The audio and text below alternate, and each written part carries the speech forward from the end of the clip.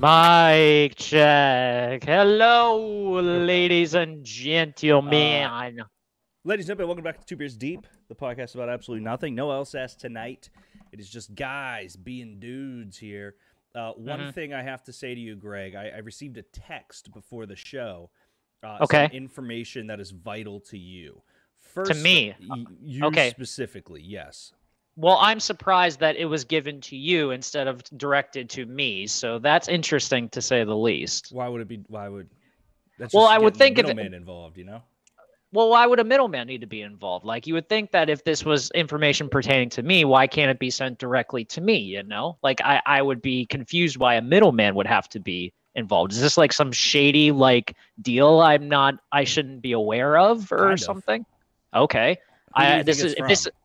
Well, if it's someone shady and someone a little sneaky snake, well, my first guess would have been Elsas, but he's probably doing He's some drunk. Yeah, he's drunk, doing some weird shit Yep. down south. We're not going to give his location, but all we'll say is that he's pissed Atlanta. he can't gamble. Well, he can't gamble. I was going to give a hint for that one, but I mean, there's other states where you can't gamble in, though. yeah, but fuck Georgia. In terms of someone who is sneaky and underhanded, I would also guess Ping in that one as well. Why? But He's I done don't know. nothing Ping, but be a friend to you. I know, but Ping strikes me as someone that can be a little little underhanded. If he wanted to, in that case, I don't know. Vibe I get from him. If you ask honestly, me. you know what it is? It's Josh's inability to like know who's his friend. That's what it comes down to me. Because with Josh, he attacks Ping for leaving him out of a bracket. But here's the other side of it. Here's the thing that a lot of people don't get. Which, by the way, we're just now announcing like the new like story in Thoughts on the Bench Circle right now is that Ping left Josh out of the bracket pool for this past weekend. So that did not go over well with one producer, Josh Elsas. Oh, so let's break down the text first. We talking shit. Hold on. Bueno said we talking shit today, Greg? Bueno's another one who I that's would have what thought he would be said. Bueno's another underhanded, seedy character that I could see. But then again, I don't have Bueno's he numbers, said so I'm not stickball. surprised. Sorry. I'm still trying to learn Bueno, so we switched from Twitch to OBS, and for some reason, it says we talking ste today, Greg, is the only thing that shows up. There we go. That was weird. No, my dad texted me, so weird of you to just talk shit.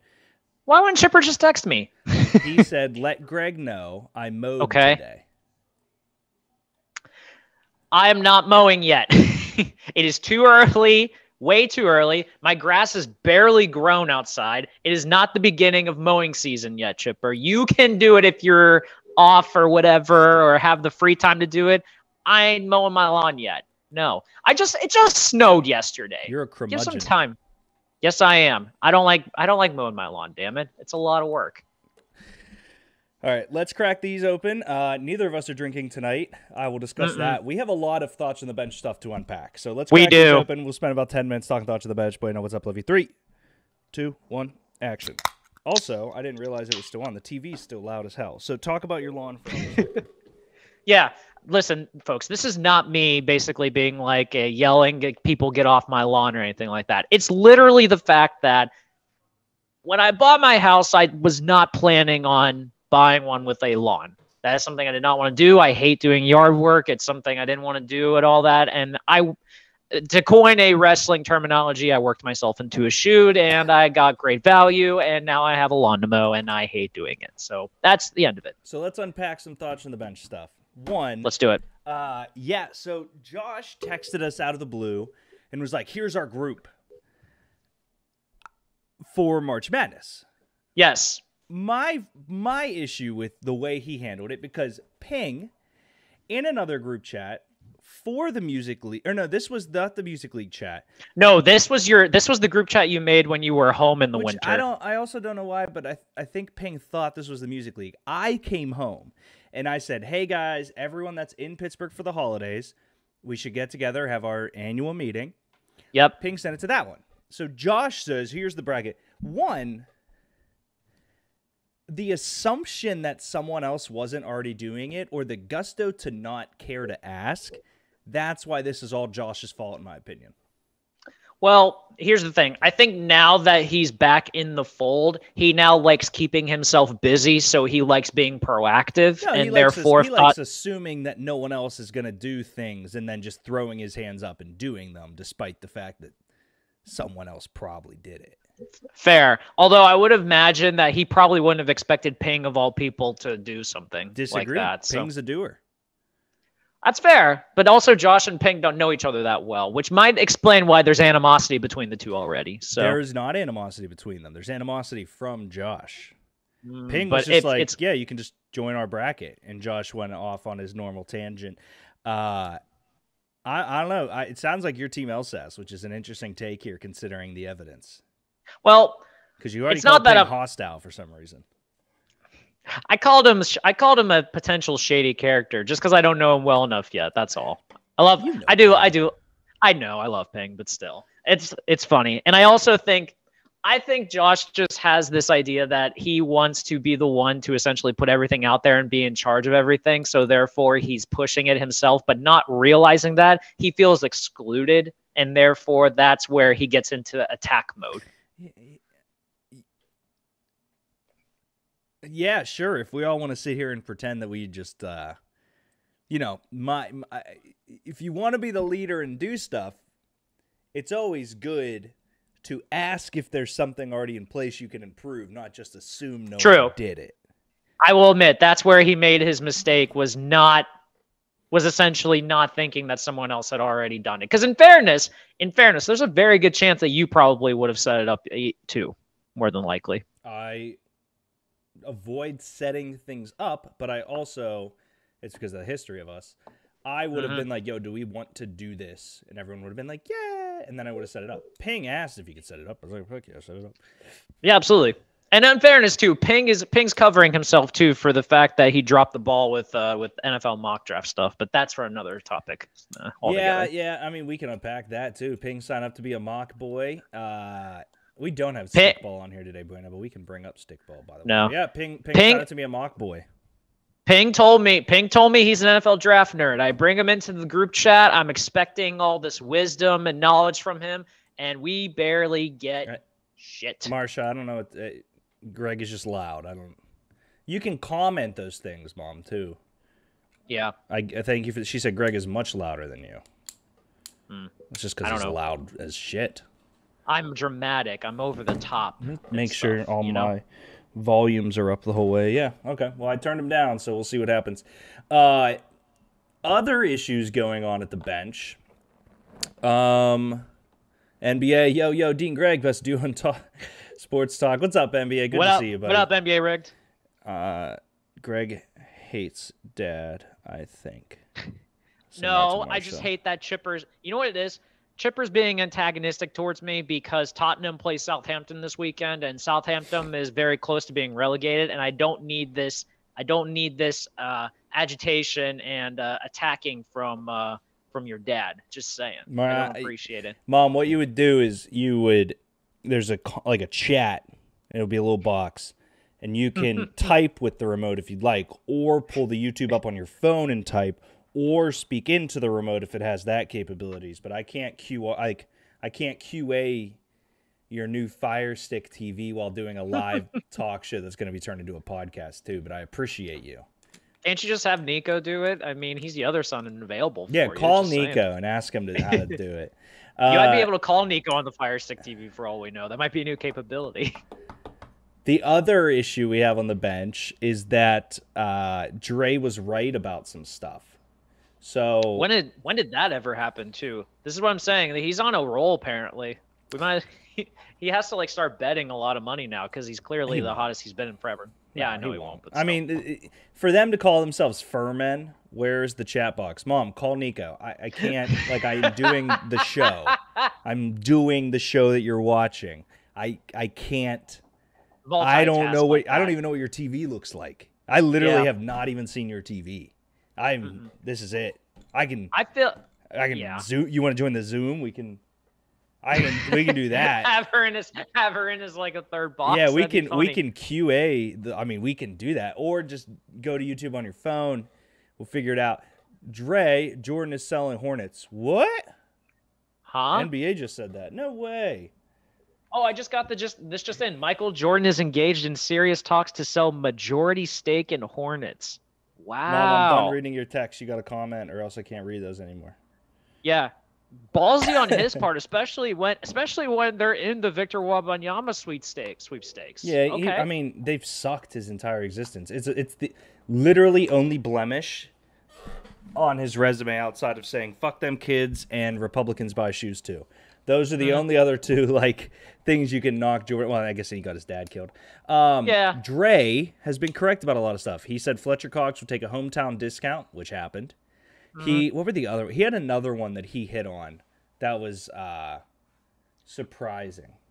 I'm struggling on that because here's the thing. Usually when Dree likes to proclaim knowledge into the universe, we kind of take it for granted because usually it goes one and out the other, and it's usually something absurd. The Fletcher Cox one, though. But the Fletcher Cox one is surprising. I'll give you that. Especially, I was kind of not surprised because he's older. Yeah. I would say, but yeah, I would have still thought that he'd get big money somewhere else. But unless he's on that Jason Kelsey mindset now of just taking 1-year deals and staying with the Eagles, hey, more power to him. NBA asked if we want to join the NCAA bracket. My only issue with that is that we would be 100% correct. Because there's no way anybody in the world is 100% correct going into after today's game. This was an amazing day, NBA. So I would feel bad just because of that alone. One of my groups, Greg, is 52% correct. Oh, wow, they're both 52.3% correct. Looks like I did the same group. That's tough. For the record, I'm in the boat where I just do one bracket and then just submit it. Yeah, for everything. That's the nice thing about ESPN. Yeah, I don't like doing multiple different ones and stuff. I think that's kind of cheating. Cheating? Yes, cheating. I think if you're able to legally do it, it's not cheating. Cheating is like using spider tack in baseball. This is an advantage. That's definitely cheating. But here's the thing. I don't submit 4 brackets to the same group. Okay. Each group has one bracket that I sit there and I go, today, how do I feel? It's not like I'm sitting there just making a million. Okay. See, that's the stuff that drives me nuts is people that make multiple of them just for the sake of, just for the sake of it or trying to get better odds to win. I personally like the fact of sticking to one and seeing if it ends up being the one that you guide with the rest of the way. Yeah. You have a rooting interest to it because then you could end up like picking an upset in one of them, and then you'll be like, "Oh, I don't care what happens in this one." No, you stick with one, and then you make it work. Yeah, the thoughts in the bench bracket is my bracket. I have one with Cumberland, my job, but the thoughts in the bench bracket's the bracket. One other piece of thoughts in the bench news, Greg. I think, and I have to double check, so this will be the first time anyone's heard it. So NBA, it's a good thing you're here, Mom and Dad too. I am going to have to, by request of Ian Moorhead, the middle Moorhead child, turn on the Thoughts on the Bench store. By request of one of the Moorheads, you're doing this. Interesting. Okay. Ian has I don't think the person watches our stuff or anything. Has a birthday coming up that he asked for a shirt that I'm helping him with, and I was like, yeah, you can just put it in the store or whatever. You'll be the one. But by doing that, I believe that I will spend the $30 to have it open for a calendar or for a month. So what I might do is pay the $30 to have it and make 3 limited items, and those are the only 3 things. This is something you discussed with me and Josh previously. I love this idea. If you make it exclusive, like on a month-to-month basis, so like if you open it. Like, let's say you open it on April 1st, and then for that entire month, you only pick those specific items for that month. I like it. I like this idea. 3 items though, super limited and super unique on that. Interesting. Yeah, I don't exactly know what I'm doing yet, but we'll figure it out. NBA says, "Oh, you can just slide our existing brackets into his." Greg, I did not know that. I did not know that either. I thought it was make a new one. Yeah, because then, see, that would be cheating. To make a new one. That's what I was saying. Yeah. Yeah, that would absolutely be cheating in that case. Hey, pick Princeton to win. I got a hunch. Yeah, Arizona's out in the first. So the store might be alive. I don't know. We'll see. Since I'm obviously not drinking tonight, I think after the show I got to take a stab at getting it up for IH. So I'm going to see if I can come up with some designs based on some new items and stuff.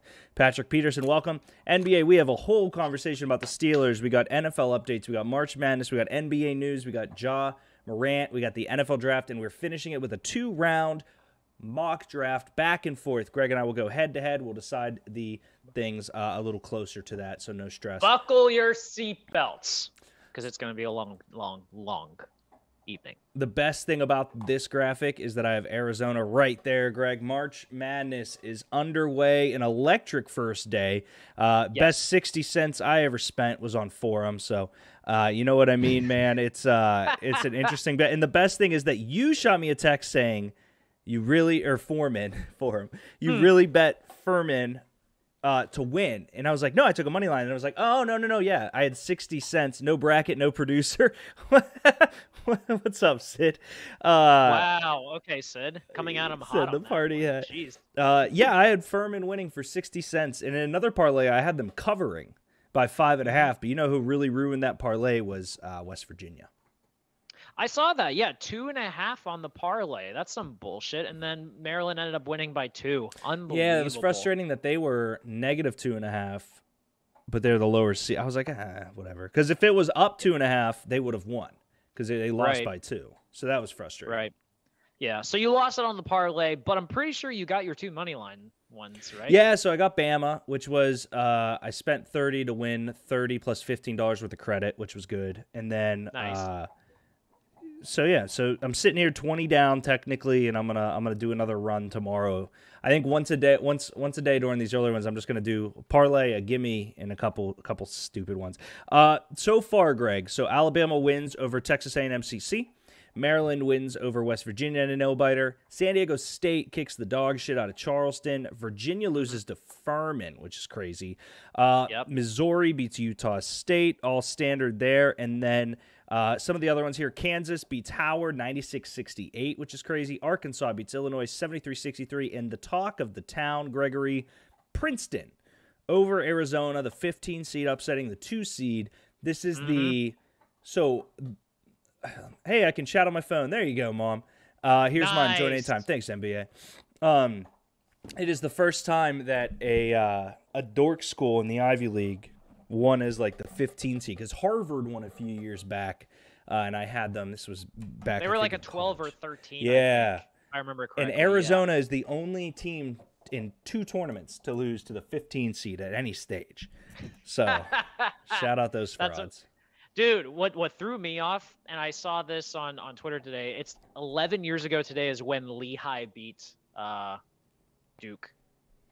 That threw me off so bad. Because that was the CJ McCollum team that beat Duke. Yep. Oh my God. I forgot. I remember being I think I was in my parents' basement watching that too, which was crazy. But yeah, it's cool that an anniversary like that happens when a 15 beats a 2. Zona was a lot of people's popular pick to get to the Final Four. It was Jay Billis's. So, he was his winner. Yeah.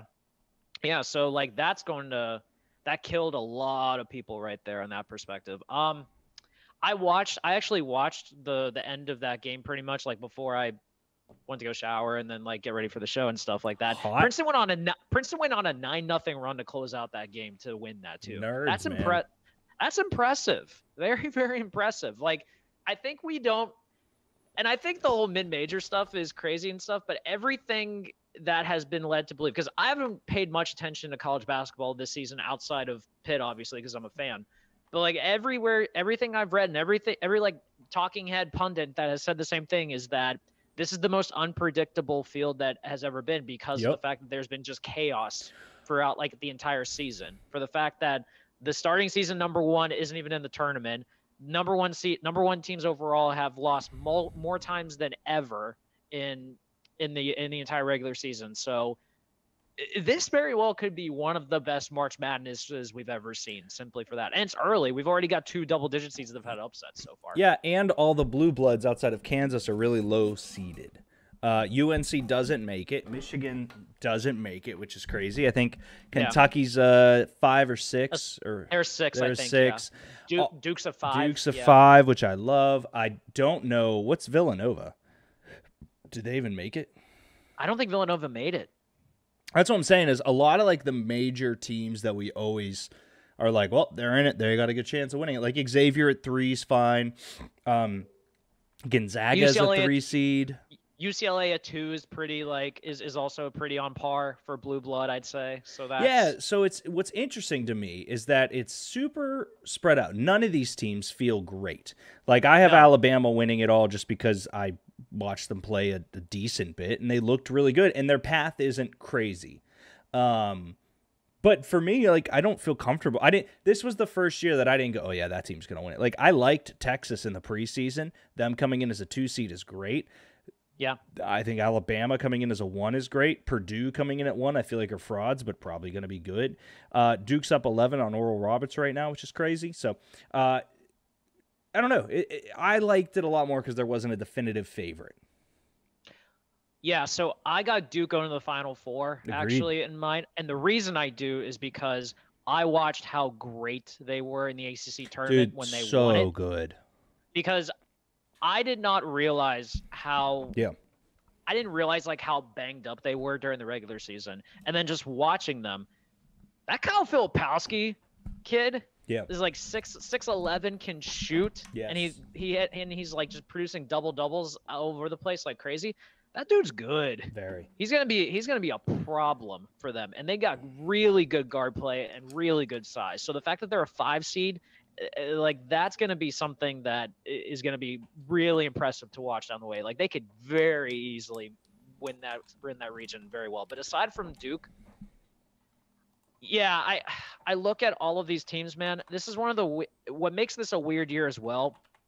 This is, I think, the first year that when you think about like how the 1 and done rule kind of like came into effect and how that's kind of like made March Madness, where you get like there's always like some really good pro prospects in the tournament such. This is the first time now that we have like overseas games and the NBA G League Ignite and overseas elite and like all of these other options that now some of the top players are going to. Yep. There's not really that dominant guy that everyone follows in college basketball this year. Agreed. I mean, I'd say off the top of my head, like the most well-known guys in the field right now, Brandon Miller for reasons that we don't want to discuss, probably Zach Edey. Yeah, but he's also the best player in college basketball. Yes. So we can just the upsides. Yeah. Oh yeah. No, the upside's there. Probably Zach Edey because he's just tall as hell. I don't think he goes in the first round. I think he's a bust. Oh God, no. I'm not saying that. I know. And then the other one is Oscar Tshiebwe because he was very good last year, came back this year, and is one of those rare Kentucky guys that stayed 4 years to produce, and was also confused for Victor Wembanyama by our own Josh Elsas.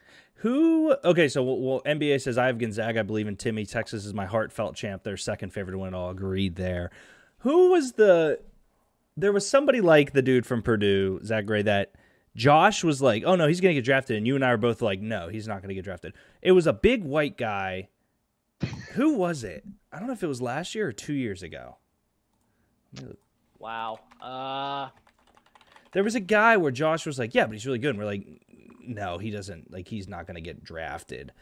Would it have been probably someone from like Gonzaga or something? Maybe. It wasn't the mustache guy. Okay. It was somebody that was like good, but they were just a big white guy. Yeah, those usually don't translate well to the NBA unless you're super skilled. It's the one time that I'm just like about to text Josh on his day off and ask. I don't know. It was Eddie. No.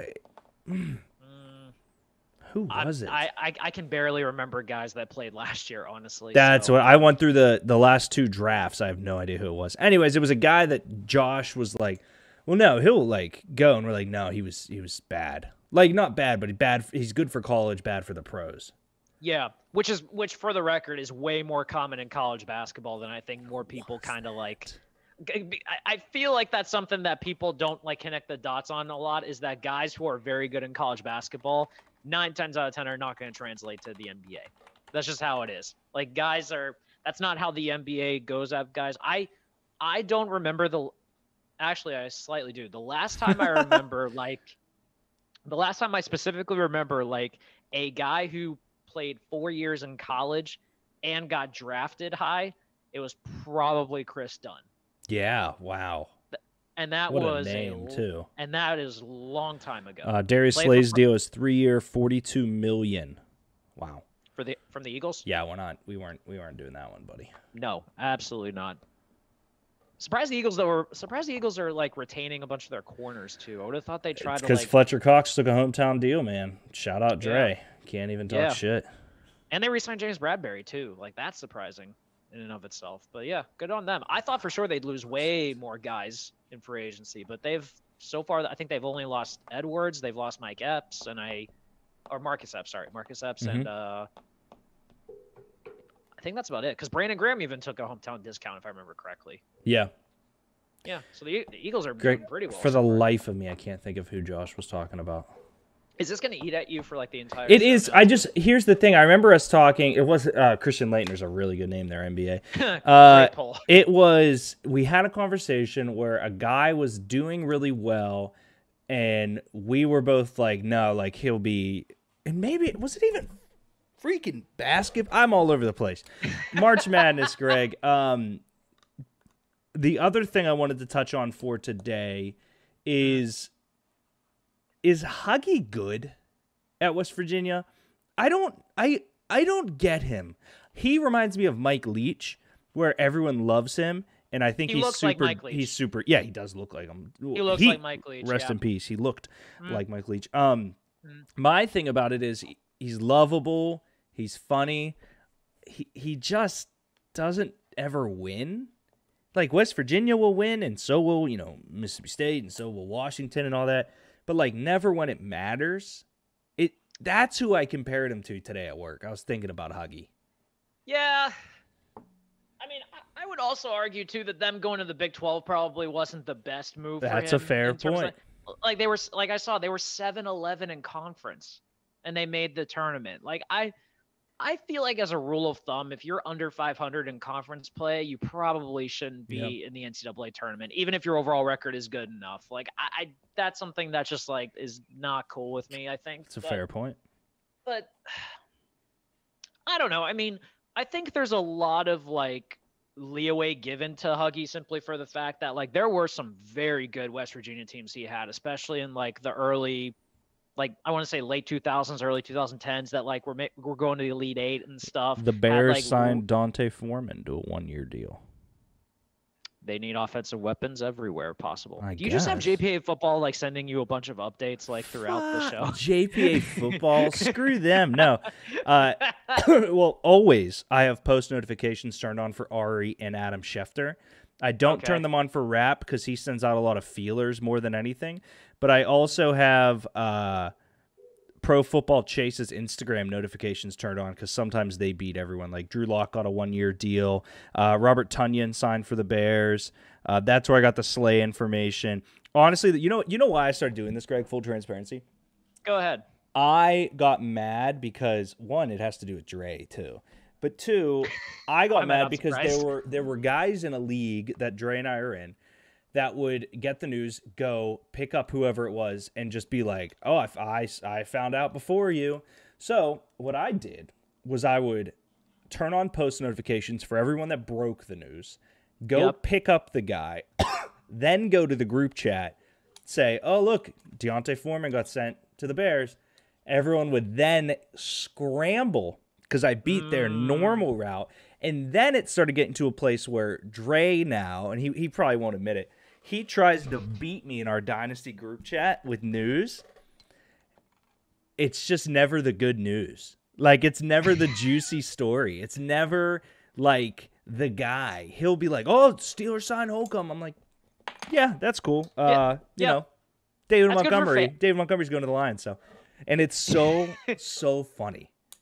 It's like he wants to get in on the action, but he's not reading the room that this is the fantasy one. You know? See, like look. He just sent the Dante Foreman tweet to the group chat. Like, literally while we're doing this. It's and then this is the Instagram one just sent the notification. I love it all. I think it's super funny, but if I genuinely wanted to, it would not take that much to beat Dre at every angle. It gives me so much joy to beat him like that.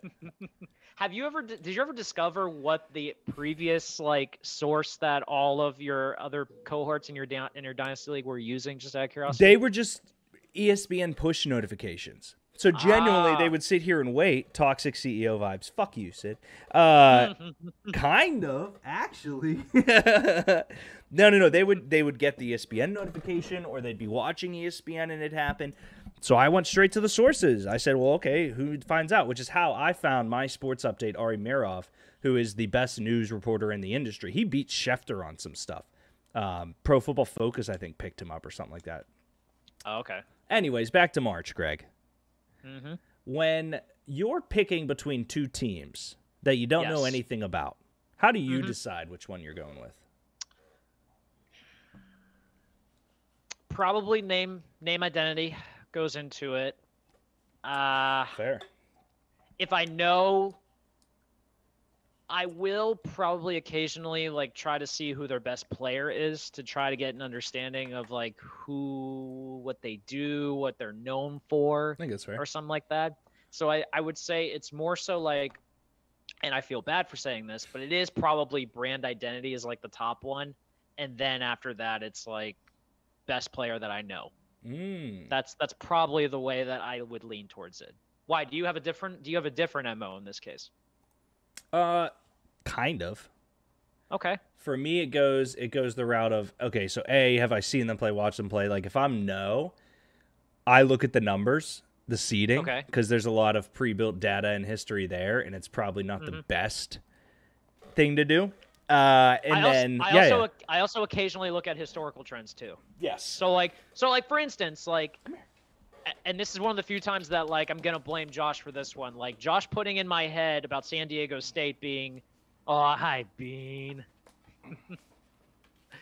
But here's the thing: Josh putting stuff in my head about San Diego State being terrible made me want to pick Charleston, and to a degree he was right because I recall San Diego State doing terrible in some.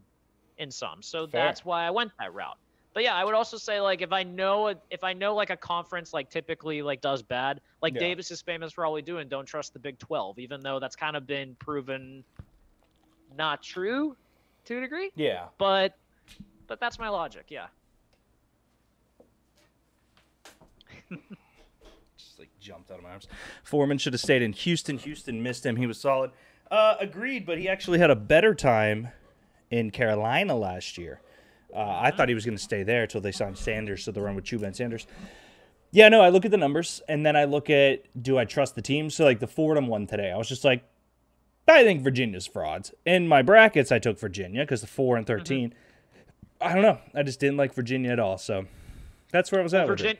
Well, Virginia's almost the same team every single year. They can't score, but they're very good defensively. That's kind of like that. That's the MO of teams that, like, make me nervous because they're the ones that like if their MO is defense, odds are they don't have a guy that can take over a game. So and that's all March is. You know, March is usually like the stories of guys that like will their team to wins, and if you're not consistently scoring and you don't have a history of it, you're kind of fucked to a degree.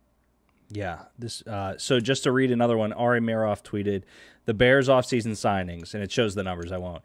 Tremaine Edmonds and TJ Edwards at linebacker. Guard Nate Davis. Traded number 1 pick for number 9, 61, and DJ Moore and a bunch of others. Deontay Foreman, Robert Tonyan, PJ Walker, Travis Homer, Andrew Billings. Oh, man. Wow. They're going to be fun in Madden. They're going to be fun in Madden.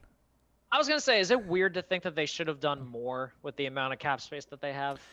They should have done better. I don't know if more is correct because they got DJ Moore, but I think that the Edmonds deal and the Edwards deal were great. I think they should have snuck in a little more secondary help. I think that they should have. If I was them, I would have dropped a Brink truck on Darius Slay. But he was staying at home. I get that. Right. Also, though, the other side of it is they didn't it wasn't terrible, but we'll see. Real quick, NBA says, Greg, I'm with you. Bob Huggins was very good in a high-octane college program a couple years ago. Why couldn't they get more recruits? Because fucking West Virginia. Nobody wants to go to West Virginia. I would argue West Virginia is not going to be one of those schools that gets like one and done guys. Like West Virginia is very much one of those schools that like relies on the seniority and like building a team slow and steady and Take stuff to me get home, country roads. You're supposed to talk and I'll sing in the background. Damn hillbillies. No, I'm sorry. Like when I hear that, I just want to get so mad because fuck West Virginia. I hate them. I hate their fans. My parents are watching. Sorry, I get West mad. Virginia. West Virginia fans are a bunch of jerks. Mad mama. That's Carolina fans. Me Take nuts. me home. Just saying. It's because Pitt sucks. God. Country road. When does Pitt play, Greg? They play tomorrow. Nice. Yep. 3:10 on True TV that I do not have. But I do. I stole Sid's DirecTV.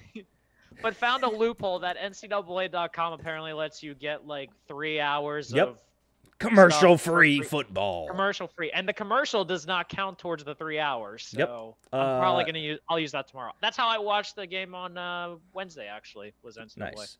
Or Tuesday, whatever. Let's transition here, NBA. We'll get to that question when we get to football. Just remind me, John Morant suspended 8 games. For anybody that doesn't know, John Morant was seen pointing a red dot scope out of a car at people leaving a game a couple months ago. Recently had pictures of him at a strip club with money on the floor, and then a video on Instagram of him waving a pistol around in the club. The real kind of issue came if he brought it on team premises or team plane, because that in itself is a 50-game suspension, Greg. And all of that comes off the heels of a players-only meeting that Steven Adams made the team have. So he had the meeting. Ja then went to the club. Dylan Brooks is a giant piece of shit. Have we absolutely seen the end of the Memphis Grizzlies as they are? I can't say that just yet because the Grizzlies are still extremely young, but it is also something to be said that like when you're extremely young and you don't have a veteran presence, this is probably or you what don't ends up listen happening. To your veteran presence in Steve Adams, or True. You scare your veteran presence away like Andre Iguodala. Yeah, that'll do it. I didn't realize that Ja was the one that was shooting the red laser pointer. I thought so he was like one in of his boys the car, but the point is. Yeah, I get it. Yeah, the security guy at wherever they were, who was like former FBI or something, like thought it was like a rifle or something, and like legit was freaked. Yeah, so nobody knows. Yeah. So I get it. And there's also like not just that too, but like John Morant, there was like some weird story about him like punking a 17-year-old or something like in the off season. I guess. Yeah, that part I was thrown off when I heard NBA says Dylan Brooks is my guy, alley guy. Here's what I think about Dylan Brooks. Dylan Brooks at Oregon wanted to be Draymond, which is the funny thing. For me, Dylan Brooks is a great number 2. If he wasn't like all of this extracurricular, and I don't use that. I don't like that term, Greg. I don't like to say that shit because you're in a sport and you're heated and it is what it is. It's every game with this guy. It's not even like Draymond I hated, but at least for Draymond, it felt like he accepted the character and wasn't that guy. Dylan Brooks just feels annoying as all fuck. Well, here's the thing. First off, I loved Draymond when he was at Michigan State. So, like, the fact that he's the same player that I saw in college is pretty cool in the NBA, and he translated so well. I mean, massively undersized center should not be doing that well, but that's the NBA today. Dylan Brooks is also a guy that, like, arguably had the talent to be a lottery guy, but at Oregon, I don't remember if he got hurt or if he accepted a role of Draymond Green-esque stuff is what I saw, but I think it was injuries too.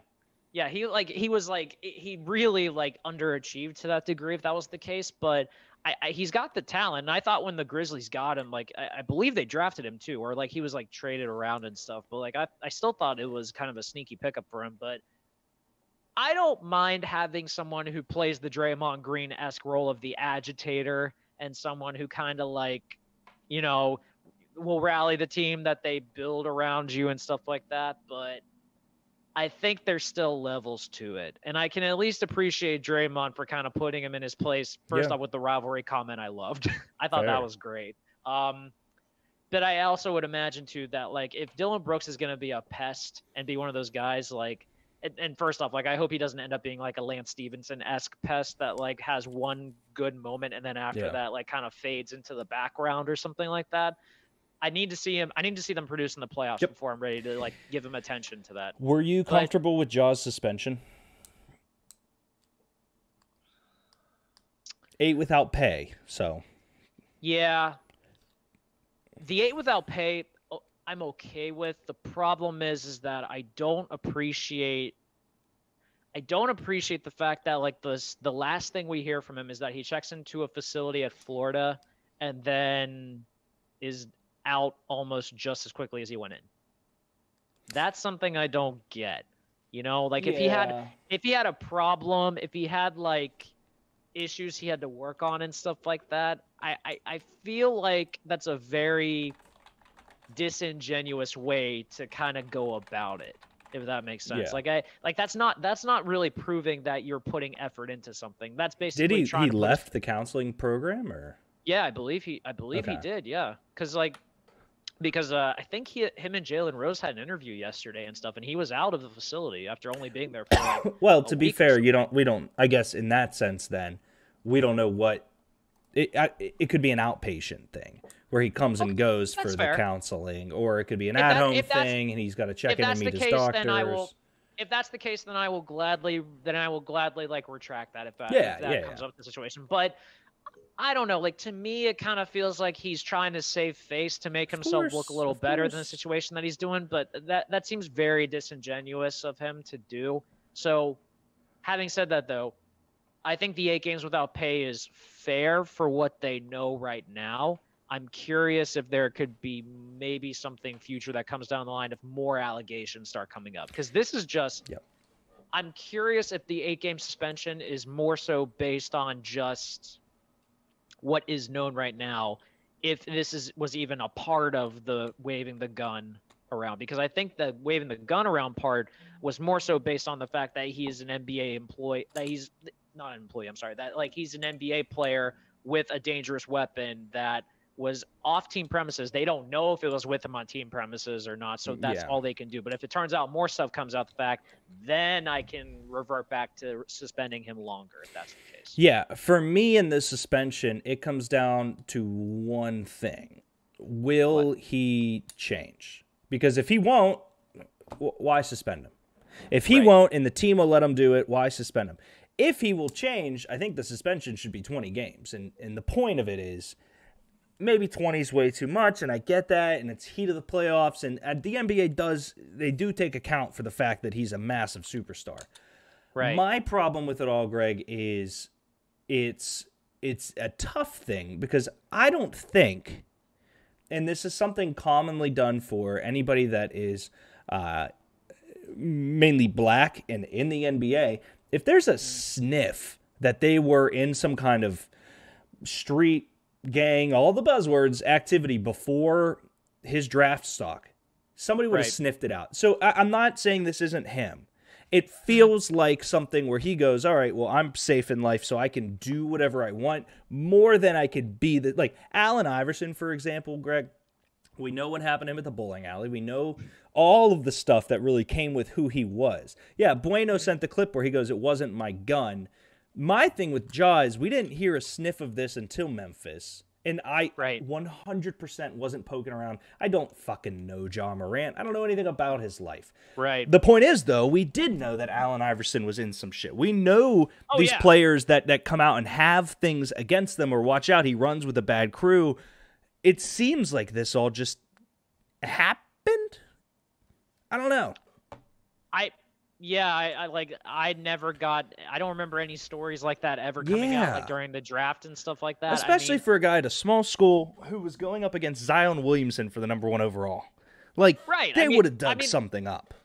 I mean, the most I heard about Ja Morant coming out of college or going into the draft was literally stuff about his dad. That's it. Yes. And listen, like his dad's a character. Don't get me wrong about that. Like no, not a bad way. He's just a character to that degree. But yeah, I'm curious how much of it is just based on the fact that he's young, he has money, he can he has like this aura of invincibility about him, which I think anyone his age probably has that to go with. But I think that you got to have some sort of optics with regards to it, though. You're on a winning team.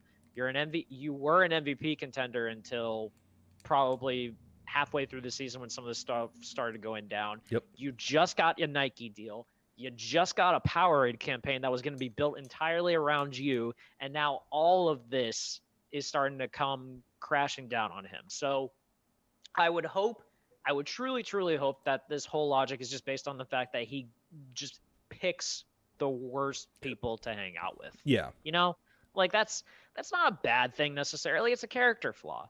It's like Trent Richardson when he said that like he had guys that were like using up all of his money and stuff when he was in the NFL and stuff, and he realized that he hung out with the wrong crowd. You know, it happens. Yeah. Some of the things here. So I'm looking through a little thread. One of the things, John Morant, there was a mall incident. Confronted by the director of mall security, Morant and his friends refused the security guard's demands to leave the parking lot. Police arrived in a verbal confrontation, escalated, the report says, until someone in the group allegedly pushed the security director on the head. As the group were leaving the premises, John Morant said, "Let me find out what time he gets off," police wrote in the report. The guard wanted to file a report, police wrote, because he felt threatened by the statement from John Morant, and he had been assaulted by the person who had pushed him.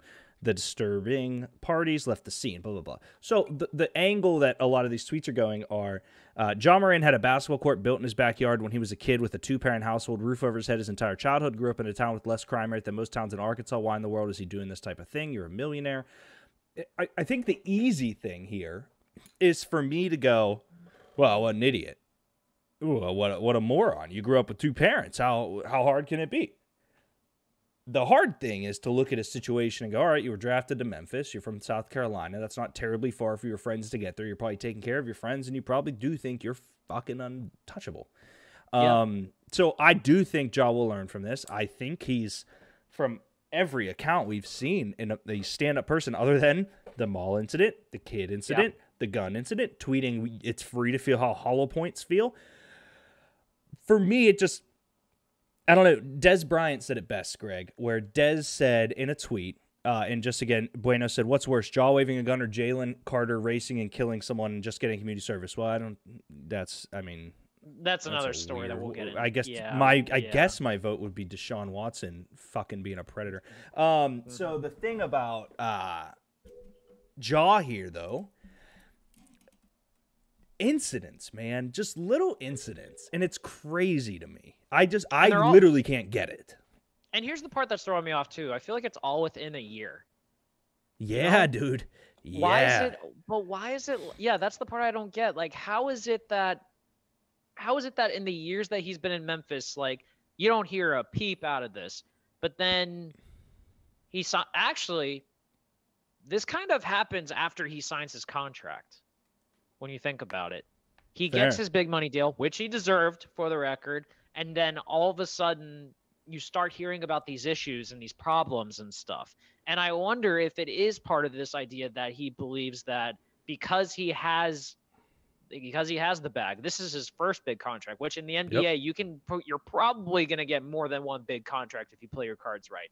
His first big contract, he wants to let loose and have fun and stuff like that. And now all these problems are starting to occur. But man, if all of this is starting to occur within a year and they're just piling up and stuff, you got to recognize that you got to get your shit together before this gets worse, because you're going to get labeled pretty quickly in the NBA, and not just in the NBA, but in the public eye if this continues going especially forward, in today. It's 2023 and you just can't do some of the shit.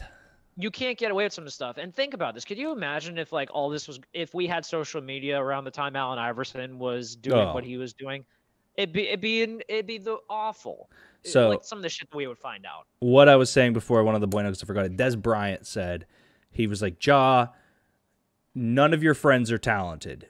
You're the talented one. He said, you need to be either leading them, and if they can't be led, you need new friends. And I think that conversation happens with probably 80% of people that make it to these leagues, where they have to go, my friends helped me get here. Do I continue to help them, or are they going to get me in trouble? I mean, it's a popular storyline through humanity. So I don't know, man. I think it's an interesting storyline. I think it's a fun, compelling team. I hate that I'm talking about this team for anything more than being a young playoff contender because they were so much fun last year. I like Ja. I think Ja's, from all I've seen, hopefully we'll learn from this, so we'll see.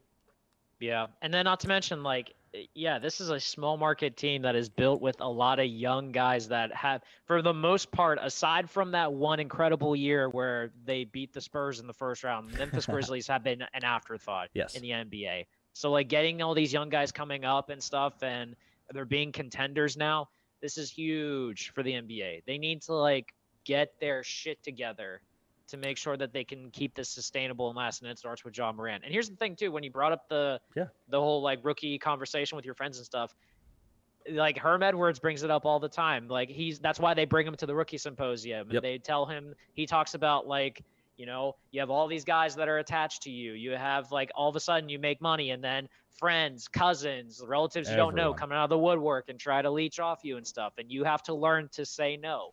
It's not a bad thing. It's just learning.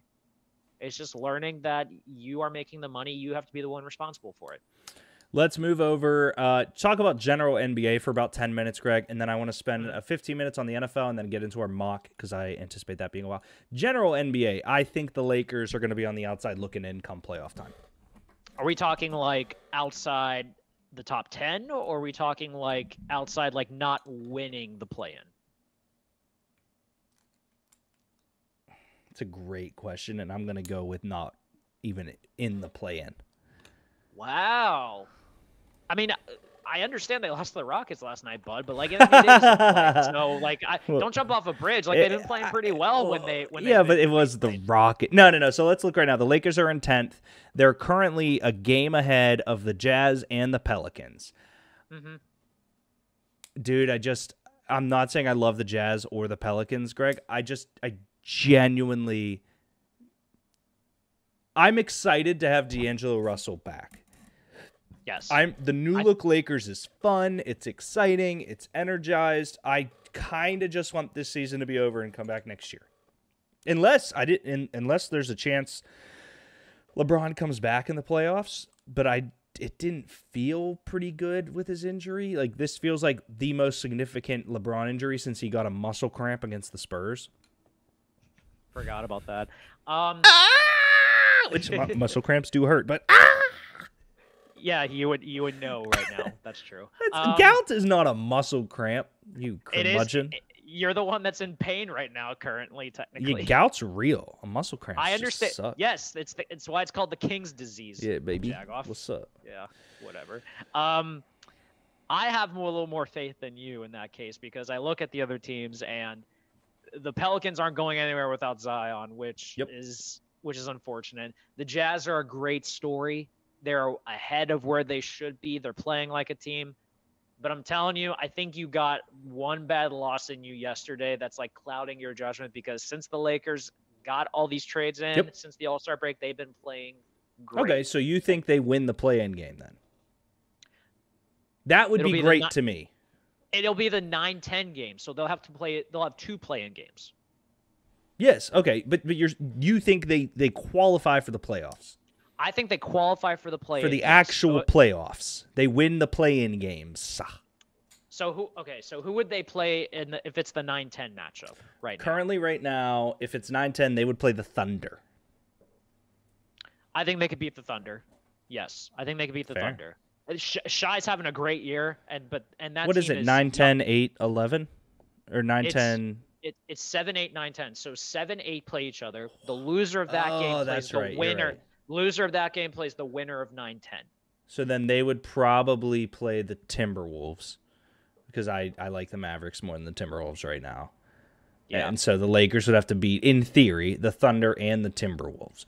Or talk about how great it would be if the Mavs and the Lakers have to play each other for the last. It would be. Spot. That'd be incredible. It's also very scary to think that the Warriors are just 1 game ahead of the 7 and 8 seeds and 2 games ahead of the 9 and 10 seeds. I'm telling you, that's what's crazy about the damn West is like it's just a fucking mess when it comes NBA to like, said AD did not play last night. Yeah, I told you that. Yeah. The reason they lost is because AD didn't play. Yeah, okay. That's what Sorry, I thought he was correcting you, and I was like, oh, shit, I thought I heard that AD didn't play. Yeah. We're fine, NBA. I'm just... It sucks. I want to wear a Laker jersey and be proud. I'm wearing Man United gear again, though, so that's cool. Yeah, I mean, they're probably going to finish top 4 this year, so can't complain about that. Just saying. Who are we, Arsenal? Yeah, Arsenal's going to win the league this year, which is mind-blowing to me compared to some of the shit they were dealing with last year, which is impressive. Yeah, then Newcastle all of a sudden is good. When did that happen? Newcastle's crazy. I digress. Yeah. No, the tempting idea of Kyrie and Luka versus LeBron and AD for the last spot in the West to end up playing the Nuggets is so tempting for me. I'm like picturing it now. Greg, are you going to get relegated? Yeah, there's a very good chance. We got game yesterday against Brentford was just brutal. Yeah, shout out Brighton and Brentford 7-8, and looking at this, Nottingham Forest at 14. Phew. Yeah, I've already been. We play Tottenham this weekend, so that'll be fun, dude. Blows my damn mind. Southampton, before they fired their second manager, got a striker by the name of Paul Onuachu. He's 6'8". 6'8". It's an inch shorter than Bueno. Plays like 5'9". He is the Chase Claypool of Premier League football. It is so he's a bum. Unbelievable. It's unbelievable. I'm watching him in the game yesterday. He doesn't even go up for the ball to try to head it in. You would think when you're tall enough, you can literally leap over dudes when you are trying to make a play on something. No. Motherfucker just stands in the box and doesn't even try to use anything to help with that. It's unbelievable. Absolutely unbelievable. So, yeah, more than likely Southampton's getting relegated, and I'm going to have to be a Brentford fan next year because I promised rap and while I was wine drunk. So, yeah, that ain't happening. Let's move over to general NFL free agency, Greg. I have a bunch of names on here. Some more came through. I got Lamar, Baker, Fletcher Cox, Jamal Williams, Juju Smith-Schuster, David Montgomery, James Robinson, Aaron Rodgers, Darius Slay, Miles Sanders, Ezekiel Elliott. So many people moving to other teams. What so far, Greg? If you can point to one signing in one team, which one can you point to and be like, yeah, that one is amazing, makes all the sense in the world? Ooh. God, you know what? I'm not 100% sure, actually. Because, first off, what I want to say, I'm impressed by the fact there hasn't been a lot of stupid deals. Okay. No Christian Kirks is what you're getting at? Yeah, no Christian Kirks.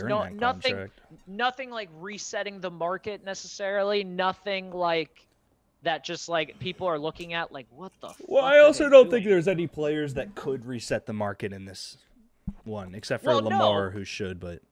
No, but Christian Kirk shouldn't have reset the market either, and that essentially just destroyed the receiver market forever. Killed the Titans, which I love. Killed the Titans. That's fair. For AJ Brown's sake, so I wear that. I'm not sure. I can't really point to the exact one in particular. I think a few off the top of my head. Orlando Brown going to the Cincinnati Bengals. I'm surprised by how much he got because I think we were courting him. But the thing that I kind of find interesting is that I think the Bengals obviously just need offensive linemen in general because they can't, for some reason, even when they spend a lot of money on it, they're fine with it. And Brown was the best player available. But a lot of stuff that I've seen online, like from Chiefs stuff, has mostly been like he was overrated. He didn't deserve that much money and stuff like that. And there's kind of precedent because even if you remember coming out, like he was a good right tackle in Baltimore. Like his whole shtick was like he was overweight. He wasn't athletic enough and stuff. And I mean, Baltimore let him go. Baltimore traded him. Well, so they had Ronnie Stanley. And they moved him, one, so they wouldn't have to pay him, but two, because they just had other tackle talent. That's fair, but it's just, I don't know. Like that contract is interesting to me because clearly and also in fact with the Chiefs as well. The Chiefs had depth at their tackles as well, so that's why they could have afforded to let it go. But no, I just find fascinating that the Bengals spent a shit ton of money for him. Got to protect your toy. Yeah. Tremaine Edmonds, I'm not surprised, got big money. I'm surprised he went to the Bears, though. I wasn't expecting that. I'm surprised that a team that let Roquan Smith go wanted a linebacker. Yeah, Roquan Smith's a better linebacker, but I think the whole I think the whole allure with Tremaine Edmonds is the fact that like he's so young. He's still like 22. He's 22. He's been in the Pro Bowl 2 out of 4 years, so like there's something there. It's just I think spending that much money on him, because I think he got a lot of money too. He's 24, but he's young as all hell.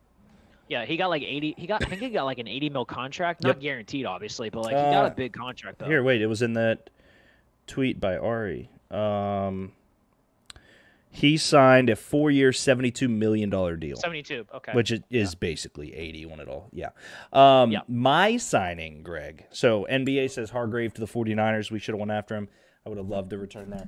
Genuinely, my signing that I think was an absolute banger, Baker Mayfield to the Bucs. For 2 reasons. Okay. One, the Baltimore Ravens have been kicking the tires on Baker and Jacoby Brissett in the off chance that Lamar doesn't play and Huntley gets signed somewhere else. He's on that weird tag where if someone offers him, the Ravens can't match. Right. But 2, that division is extremely winnable. It is. Derek Carr to the Saints with Jamal Williams. I thought Jamal Williams was a great signing there. The Falcons are basically admitting they're rolling with Desmond Ridder, which is crazy. Mm-hmm. And the Panthers move up to number 1 pick, so they will take a rookie quarterback. That division for the Bucs have a Super Bowl win-now team. I'm not saying Baker Mayfield is the complete solution, but he is one of the better free agent quarterbacks right now that you can kick the tires on. If he messes up, you go with Trask. If Trask messes up, you draft a quarterback next year with your shitty record. I thought it was a really good move. And the quarterback class next year, I think, is going to be better. But I also look at the Bucs as well. I think they're bringing back Levante David. Yep. Jamel Dean, I don't think he's re-signed. He re-signed. He re-signed? Okay, so you got Jamel Dean back. But... I think the only 2 guys that you lost Leonard Fournette, which isn't necessarily that bad because I think running back depth was okay for them, and they had to trade Shaq Mason to make it work cap-wise. But the Saints also lost like 3 of their starters on their defensive line because of the money that they had to give Derek Carr. So that's going to hurt them really bad. Yeah. Atlanta, I completely forgot about this, but Atlanta got Jesse Bates to play in their secondary, which is a sneaky, very especially good signing, with him and Terrell. That's going to be great. Deal signed a 4-year, $52 million deal. Or Dean, excuse me, Jamal. Okay. Yeah, so that's a solid deal for him in that case. And then, the Panthers, I would say, I mean, they got the number 1 pick, so there's going to be some. Did you like that trade? The first for the 9th, the 61st, a first next year, a second in 2025, and DJ Moore. I love it for the Bears. Loved it for well. Let me rephrase. I thought going from 1 to 9 was a bit much. Really? I thought it was a big drop for them. For the Bears. For the Bears, yeah. But they're getting a first next year. They recoup a 2nd-round pick, and they finally got a number 1 receiver who you love. For the record, you love DJ Moore. So Dark. I think as a whole, I think it was a good deal for the Bears. I'm surprised how big of a drop they did in the first round for it, but then I still think they can get some good talent there. Like, especially if they get offensive line help, they should be able to have their pick of the litter. So you look at 4 quarterbacks go in the top 10, right? And they're at 9. So that means that the other players that would go, Jalen Carter, Will Anderson, maybe Jalen, I would say so. So right there, you're looking at 6, right? Yeah. And you're at 9.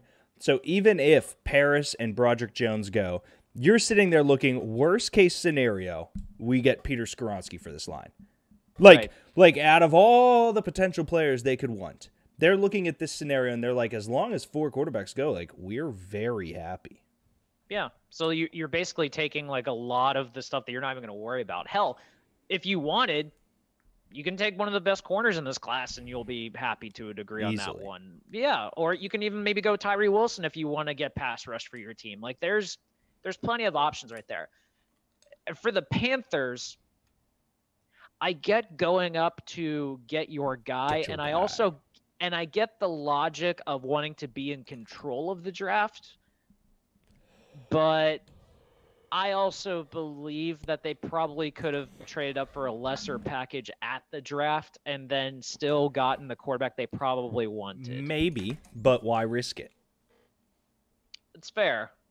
I'm still trying to figure out what quarterback they are going to get, though, because like I've said numerous times over and over again, I hate this quarterback class because I have no clue which one is the surefire best, because every one of them has a trait that I like, and every one of them has a trait that I don't like. So yeah, Dre said he thinks it's Stroud. I put Richardson in my recent mock because my logic. So let's look at the quarterbacks real quick. Aaron Rodgers go to the Bucks. He goes Super Bowl, period. Maybe. Yeah, with that talent, yeah, it's possible. Here's where I'm at with these quarterbacks. Will Levis, massive arm, massive frame, could be the prototypical Josh Allen quarterback. Bryce Young, best quarterback in the class, super skinny and small, great brain. CJ Stroud, great in the pocket, flashes of greatness against Georgia, super accurate. Anthony Richardson, most physically gifted quarterback we may have ever seen. Tim, Vic, Newton, Lamar. My downsides with them all. Levis, lot of fine-tuning that's needed, not ready to start. Young, way too small, way too gifted at Alabama with everyone, just not a big fan. Moving over to Stroud. The tape where he's bad, he's the fourth quarterback in those four. The tape where he's good, he's number one. Which one you get? Anthony Richardson. If you're not in the proper place and mindset to train a guy like Anthony Richardson and coach him, it's going to be a terrible time. Bryce Young going to be Kyler without the Call of Duty problem, Bueno said. Sid said Steelers redraft Kenny Pickett because he's that good. It's fair. Yeah, these quarterbacks are just crazy, man. And I get why Stroud. The reason I want Richardson, Greg, is because with the Colts, you don't make that type of move unless you're in love with a guy. And for me, pocket passing at the combine doesn't make me in love with a guy. Anthony Richardson's numbers make me in love with a guy. That was all.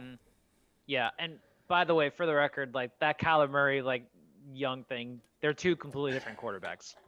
Young is way more of a pocket passing type quarterback. Kyler Murray's the guy that like dances around and tries to make a play happen. Not to say Young can't do that, but that's not something he doesn't. That's not his game. So completely different. But I think if you are taking Anthony Richardson number one, you need like everything just completely right for this to make this work. And then strangely enough, I did not realize this too. I didn't realize Josh McCown is their quarterback coach, which is something that I think is kind of fun. Which I think is awesome, because if you're going to have someone train a quarterback, you might as well have it be someone who's been in the league for so long. And who the Texans were trying to make their head coach. Yeah, so I think there's some validity to that. And also I think Frank Reich never was able to have his quarterback. Mm-hmm. See how this works out for him if that's the That was case, another thing, is Reich making Richardson a quarterback seems very plausible. Yeah, and but here's the other thing too, man. Man, it is hard to watch him sometimes when he's like being asked to throw. Yeah. It's not good. It's not good at all. Even at the combine, it was not good. And I am one that says there's only so much that you can do at the combine to like wow people or like that can like really improve your stock and stuff. But man, thank God Anthony Richardson is just a great athlete, because if you were just going off of the throwing, oof, it ain't pretty. It's not pretty. I have my comp. Bueno says, Greg, who do you compare Bryce's game to?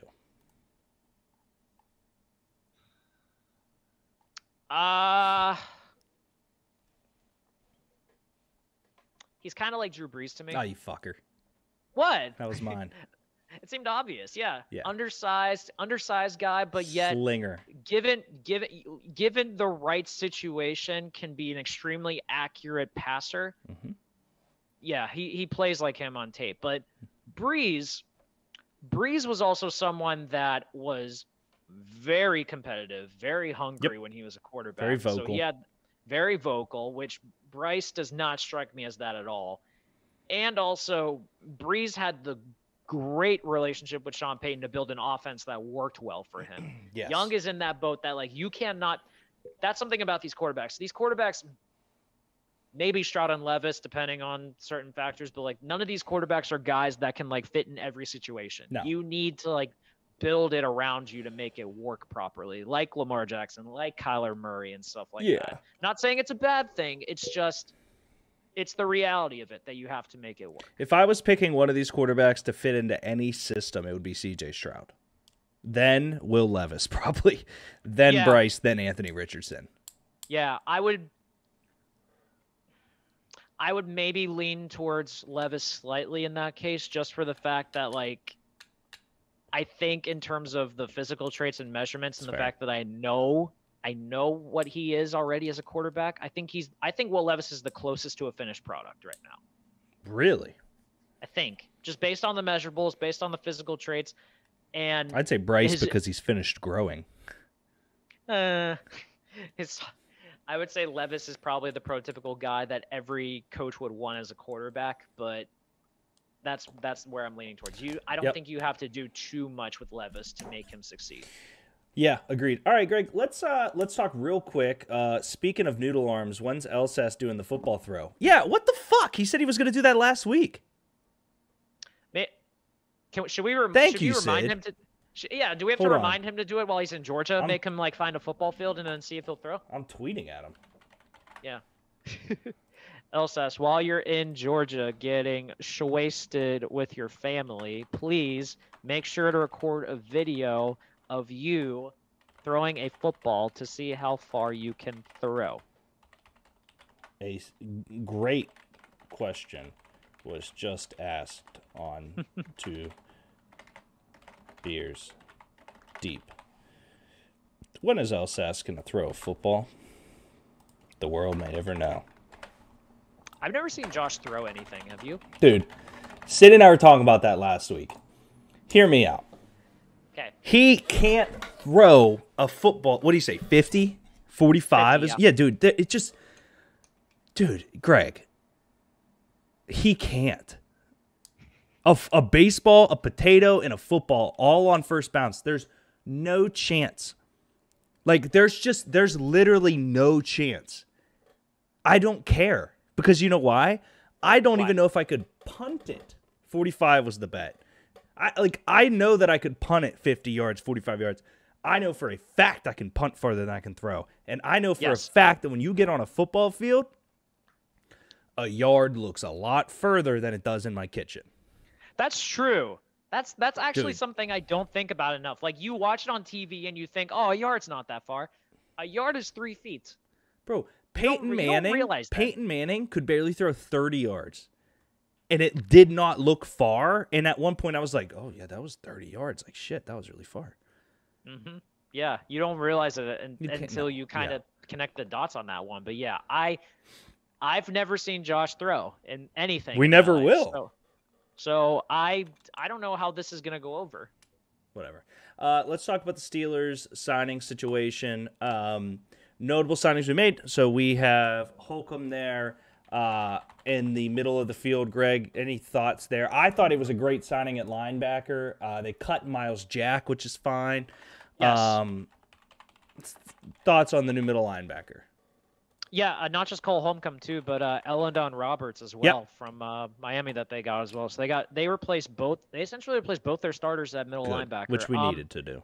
Yeah, you know what was damning? I didn't realize this until I think it was, I don't know if it was Alex or if it was the Steelers Depot Twitter account in general, but they posted about how like the numbers for the middle linebackers this year were like atrocious. Like I think they had zero sacks, 0 forced fumbles, 0 fumble recoveries, 0 interceptions. They did not make a turn. Well, they might have had a sack, I think now, but whatever. But they made no turnover worthy plays, which for a defense that relies on athleticism, and especially for the fact too, in terms of takeaways this year, we had a damn good year. Like, our secondary played great this year in terms of takeaways, and our line as well. Ogunjobi coming back is a massive add, so I'm there with you. Yes, huge. But the middle linebackers, I think I didn't realize just how negatively impacted we were from that play. And I also appreciate too, they're different molds to what we were typically getting. which I'm curious to see how that works. Holcomb is a 3-down linebacker. Yes. He's exactly what we thought we got at Devin Bush. Yes. But here's the other thing that I'm kind of intrigued by as well. They're not really sideline to sideline guys. No. That's another thing that I'm curious about. If that's going to be something they maybe look towards in the draft, or if that's a new philosophy with regards to inside linebackers. They're not going to go for guys that, because here's the thing, we might never see anything close to Ryan Shazier ever again. Like, Ryan Shazier did everything you could possibly do as a middle linebacker down the field, blitz, dropped into coverage, and would excel in it because he was just a physical freak. So the fact now that we kind of have shifted our middle linebacking focus to, instead of just being coverage, you're now being guys that are like, will attack at the line of scrimmage and stuff. I'm fascinated to see if that's something that they maybe have changed their philosophy on, because if that's the case, Jack Campbell becomes way more exciting as a draft prospect. So just saying on that. Still love me some Drew Sanders. Thoughts on Patrick Peterson, and then we'll get into this mock, because hear me out. It was a conversation in our one group chat. We played a lot more man coverage than I anticipated last year when I looked at the stats. Yeah, because I don't think that was their MO for the longest time either. Like, they were very much a nickel zone with Hilton. Yeah. Yeah. So like, I don't know if it's a new. I'm curious if like that was a philosophy that they had to do because of the personnel that they were working with. I agree. Maybe much for the fact, maybe like the line not having TJ Watt played a factor into it. Maybe the linebackers not being like good enough in coverage had to play a factor into it and whatnot. That's a fair point too, Greg. But I also, in fairness too, I think NFL Next Gen Stats even point out that like the times that Patrick Peterson was lined up in man coverage, like his stats were still excellent. So I think and I knew I had a feeling you were going to be excited about this because you love Patrick Peterson. So the fact that he's on the Steelers team right there, I think is something that is cool for you. Yeah, I think he's older than he is. He's old as dirt, but he's still our best corner right now, maybe. Yeah, he puts in work, man. It sucks that we lost Cam Sutton because it's one of those things that when a draft and develop a guy, you want to sign him and stuff, but listen, a guy who's probably going to be a Hall of Famer, it's not like a Joe Hayden move because Joe Hayden was still somewhat in his prime when we got him, but it's not like Patrick Peterson like is, done. Like he's still got maybe a year or two left on his body before he's ready to hang up. And I do find this notion that they are probably going to have to draft a corner either in the first or second round to at least like get ready for that, because behind him, like especially still, right? We got Levi for another year. They still got Akilla Witherspoon. They still got I think they still have James Pierre. No, they non-tendered him, so I don't think he's. Did they? Okay, I can't remember if they did that. So corners now: Peterson, Mallett, Miles. No, that's a safety. Akilla Witherspoon, Levi Wallace, Duke Dawson, Madre Harper. Yeah, we need someone else. Yeah, they need another corner. I'm still just saying. I think Bryant Branch would be fun as a safety piece. But that's another story. Yeah, but I'm just so tired. Oh, it doesn't even. Oh, wait. So what are we? We didn't bring back Edmonds at all, huh? Edmonds hasn't even signed anywhere yet. Okay. You know who's lower on the depth chart that I'm proud of is Trey Norwood. Let's get him up to safety. Greg, let's take a quick commercial break, and then we'll be back with our 2-round mock draft. Let's go. The most controversial show on the internet. And I thought this would be great. It's going to be controversial. Is it? The most impersonated show. You have to find all the best drivers and then you can beat me. Why weren't you at elf practice? The most cantankerous. We don't have turns. I'm winning. I'm undefeated right now. My dad could beat up your dad. Say it. The most professional. Excuse me, that burp. So upset. Okay, I found this on the web for a well, I didn't ask for Siri. The most insightful. I think it should be Vo because I don't think he's seen anything. Dexter's sister. Oh, definitely. No, Dee Dee. Oh, I hate you so much. We're moving on. You Googled your fucking show? No, I literally just read it. Shit? Do you know the characters, Vo? Not at all. I haven't. Well, at least it'll be entertaining. The Rank Kings Court is in session every Tuesday at 6:30 on Thoughts from the Bench.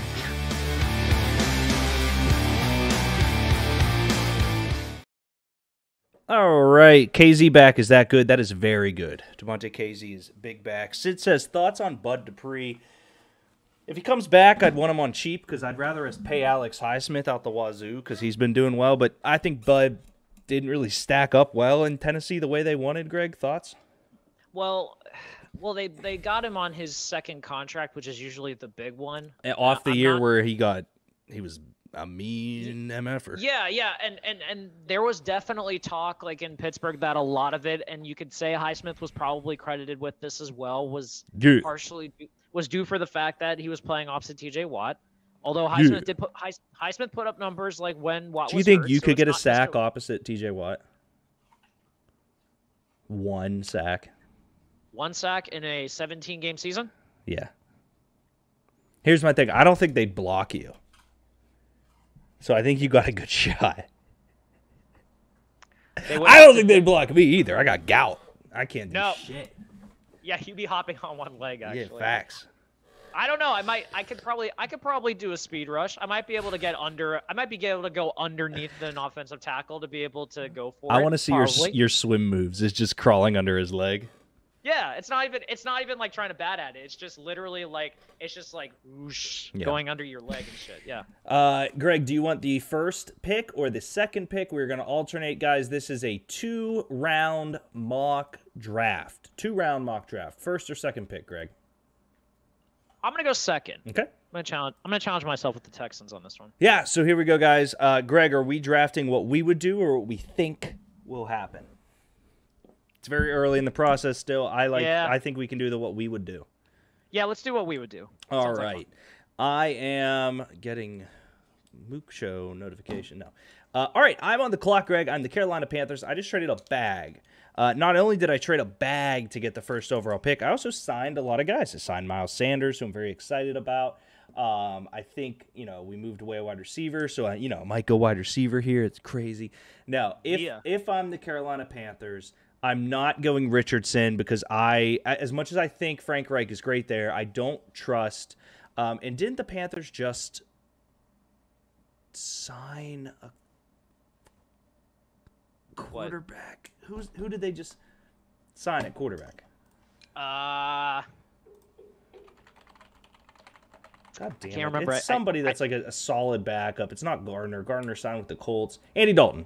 So Andy Dalton, Matt Corral, Jacob Eason. Yes. Yeah, I like that. So what I'm saying here is I think that they see it and they go for, because they have Andy Dalton, they can let him sit. I do think this is the proper time to try to make an offense work around a guy like Bryce Young and see what Frank Reich can do with Bryce Young. Okay. All right, now you're basing that off of the fact, too, that he's clearly the best quarterback for what you have right now? He's clearly the best quarterback in this class. And if you trade up like that, it is to get the best quarterback in this class. Tape shows Bryce Young. Combine shows Bryce Young. See, I get that Stroud might be the most accurate guy in this, and he could be the number one overall pick. All four of them could be. For me, none of it negates what Bryce Young proved to me when he was in college. That's fair. I think we're going to be splitting hairs this entire time trying to figure out who actually is the best quarterback in this class. And I think the safe way to go, honestly, is to say that it's got to be it's the best guy. It's a safe pick. Literally the guy that won a national championship already. To see how this goes, I think it's Bryce Young without a doubt. Texans, Greg. Okay, so. And give me one sec. I'm actually pulling it up on my phone, so I'm keeping track of it. Okay. So I feel like the obvious answer for this is to say quarterback, because I can't imagine that you're bringing in a new coach and you probably want to have a franchise guy to go with it. Yeah. But I feel like with the way that the Texans are, I think I'm not opposed to the fact that they know that this is going to be a long process, and I'd rather they go for maybe the quarterback that they want next year when it's a little bit better. And I think they get a guy that could be a franchise-changing talent for them, a guy that could be a leader, and a guy that could probably be the face of their franchise on the defense for a while. And I'm going to say Will Anderson. You think the Texans go Will Anderson, or you would go if you were the Texans, Will Anderson? I would, yeah. Who are you? You're wheeling out Davis Mills again for another year, either that or I get a guy on veteran minimum for this year. So see what happens. you're also planning on having the first pick next year, is what I just heard. More than likely, because I don't have Lovie Smith trying to win a game, so that at least is something I don't have to worry about. I think that's an insane pick, but I don't hate it. We were going to do a million of these. It doesn't matter. I feel like first off, and just for the point, I do feel like this Texans pick is also prime for a trade down because I just feel like Will Anderson fits there perfectly. I really do. I feel like D'Amico Ryans saw what a good defense did for him in San Francisco, especially when they had a 7th-round quarterback playing for them the entire time, and their defense kept them in games. Granted, they had an elite offense to work with McCaffrey and Debo and Ayuk and Kittle and all that, and a very good O-line. But I think Anderson is the type of player that the Texans have needed for a while. There's no questions about him either, is the big thing too. They need just really good football players on that team. Okay. I am the Cardinals. I am confused and shocked. For me, as the Arizona Cardinals right now, they don't need a quarterback at this moment. I do believe they get rid of Kyler in the next 2 years and go that route, but there's no point. There's no reason to try to take it here.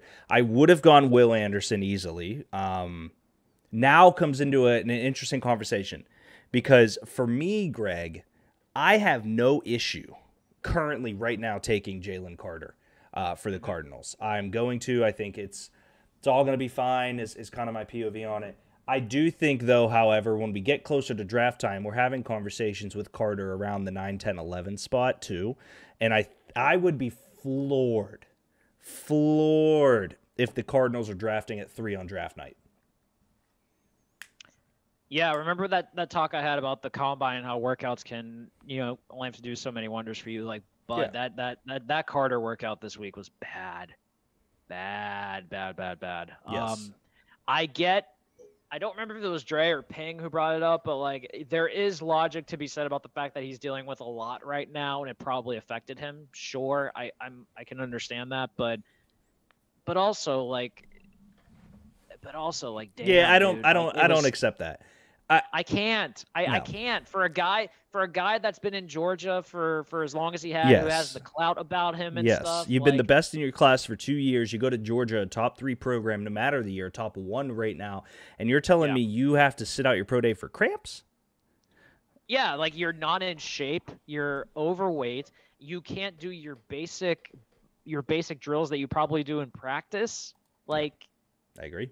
Man, no, I can't. I can't just give the excuse of him going through a lot. I can't. I also I don't see. There's no guard I like here. I like Torrance a lot. There's no corner worth a top 5. I love Christian Gonzalez. He's not there. Jalen Carter is the only player left with Will Anderson off the board that the Cardinals should be happy with there.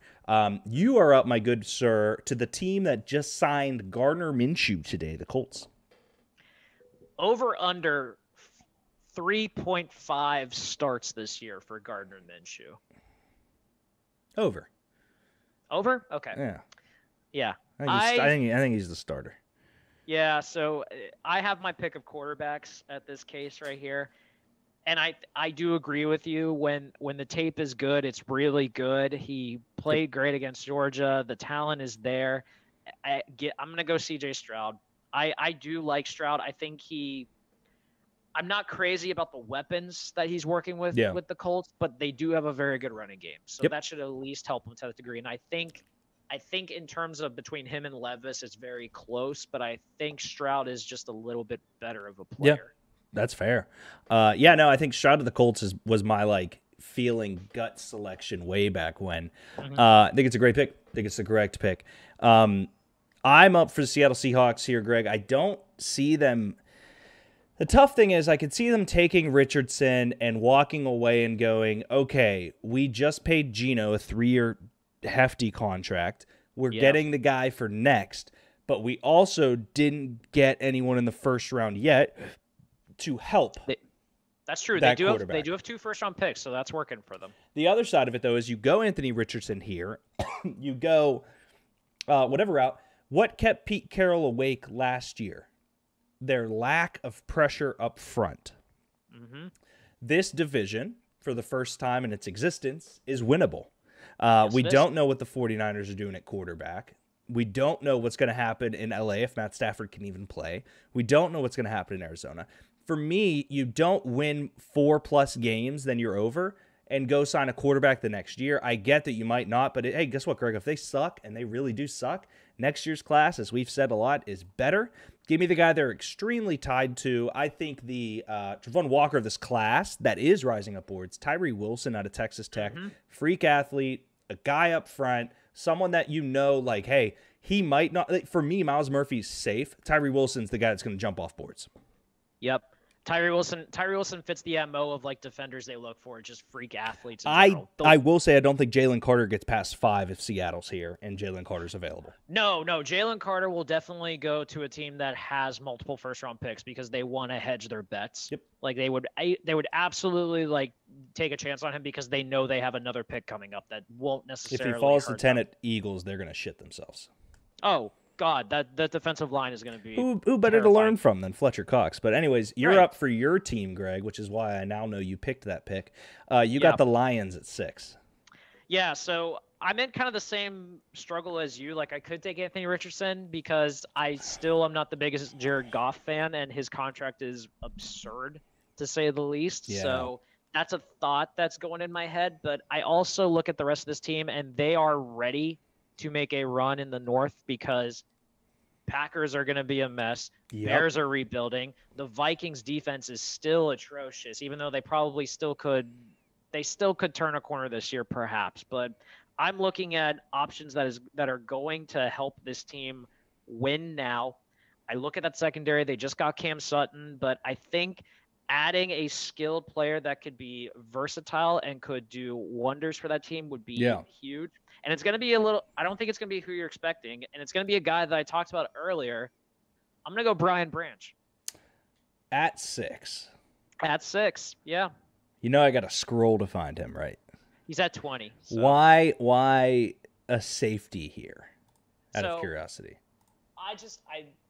Everything that I have read and seen with Brian Branch, yeah, he is the type of safety that can play all over the field. You can use him in multiple sets. I love Kirby Joseph as the center field type safety that they already got. So if you move Branch up into the box, maybe play him as a slot/nickel backer type guy, that defense becomes a much more of a pain to work with. And also, I think the edge talent is still deep enough that they could get a quality guy to pair with Aiden Hutchinson, maybe with their next pick or in the next round if they want to go that route too. So going with a guy that I think is going to shoot up draft boards coming into a month from now, I think it's going to be Brian Branch. I think this is the earliest Brian Branch will be mocked, even by his own family. I'm not hating on it. I think it's a good one. I've seen a lot of guys go here. That's the first Brian Branch one, Greg. I don't hate it. Just interesting. It's an option. I'm just saying. It 100% is. That's why we do this. I, as the Raiders, just shit myself because 2 quarterbacks are still there. The Raiders did sign Jimmy Garoppolo. They're in a weird, we are selling our players, but we also have a really high-paying wide receiver. We are selling our players, but we did just sign a quarterback who's somewhat of a bridge, but still quite expensive. And also my defense is awful and probably need help really badly. Yeah, so I see a lot of things here, but you know what I definitely do see? I see that rat Josh McDaniels buying 4 more years onto his contract there by signing Will Levis. Getting the guy for the future. I didn't have my guy, even though I signed Jimmy Garoppolo. That's him. So get Will. He doesn't have to start. You have Jimmy for... Really, dude, I think you got Jimmy for 2 years and let Will sit and learn and develop that team and go after some stuff. They very easily here could go Myles Murphy. They very easily could go Christian Gonzalez, Paris Johnson. Go another route. When you have Will Levis sitting there, Greg, and you don't need to start him, Richardson would also be a nice one here because you don't got to start him.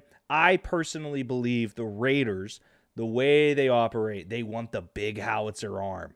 They want it. They don't want someone that they have to coach too much like Richardson. I just see Will Levis there, so give me him at 7. You got the Falcons at 8, brother. Yeah, so this one is slightly easy for me, slightly easy for me, and here's why. The Falcons, I think, have talent, but goddamn, they have no pass rush whatsoever. They need help on that line. They run a 4-3.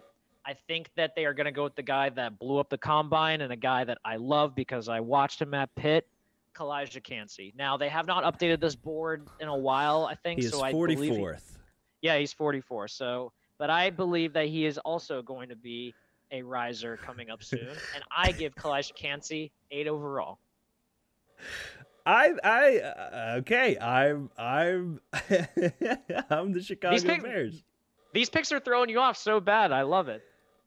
Yeah, I don't even hate it. I'm the Chicago Bears. I'm sitting there at 9. A couple things going through my head. So we made Did you shit yourself again on this one? Or I no? did, particularly because of one very. I will explain why I shit myself, but it's not because I'm the Bears. So I'm sitting here as the Bears. For me, looking at team needs, just to clarify, the Bears tackle, wide receiver, guard. They need that offensive line help. Obviously, if you have a shot at Anderson or Carter, you go that route. If you're the Bears, it makes sense. It fits. But if you're really trying to help out Justin Fields and you're really trying to get it in there, you take one of the tackles here. For me, Greg, Paris Johnson, Broderick Jones, they're both bona fide home run tackles. Just kind of depends where you want to go with it. I am going to go Paris Johnson Jr. here. I could easily see Broderick Jones going higher. I could also see, is it Antoine Johnson, I believe? Antonio Johnson, yeah, for A&M. No. Anton Harrison. I'm so sorry, out of Oklahoma. Oh, okay. Anton Harrison, who is particularly, I was just listening to a podcast about him, he's a right tackle by nature. So any team that does have a set, so I was looking at the Jets was one for him. I could see him rising up boards for that reason. Paris Johnson, Bears, be happy. We got all this stock, and we got the best tackle in a class that's not terribly deep at tackle, but like a little top heavy. Happy. You're up for the Eagles. All right. So just coming off a Super Bowl run, everything's looking good. They're getting a lot of their guys back at kind of cheaper deals, so it's kind of working out very well for them. An area that I think they probably should address at some point. I would maybe get a guy kind of ready to take over for Brandon Graham when he leaves because they are very good on the defensive line. They run too deep notoriously. Give me a guy that is going to also be a late riser because of the tape, and he's also very young, so he doesn't have to play right away. Lucas Van Ness. Okay, Van Ness is the interesting guy because he doesn't have that much tape, but he's a freak show athlete. Little different for what they're used to because he's kind of more slight, I'd say, compared to their typical defensive ends, but he can definitely gain weight, spend a year kind of learning from along that lines. He can get in as a rotational piece, maybe like third down, pass heavy type sets and stuff. So that I think that's something they can work with. And they have another first round pickup coming. So it can be looked at as a premium while also maybe addressing a need down the line. I think I would have gone corner still, even with Slay and Bradbury coming back. But I just feel like they're going to avoid corner now because they signed their guys, which is fine, to 3-year deals. I'm up. This is the team I'm shitting myself for, Greg. I am the Tennessee Titans.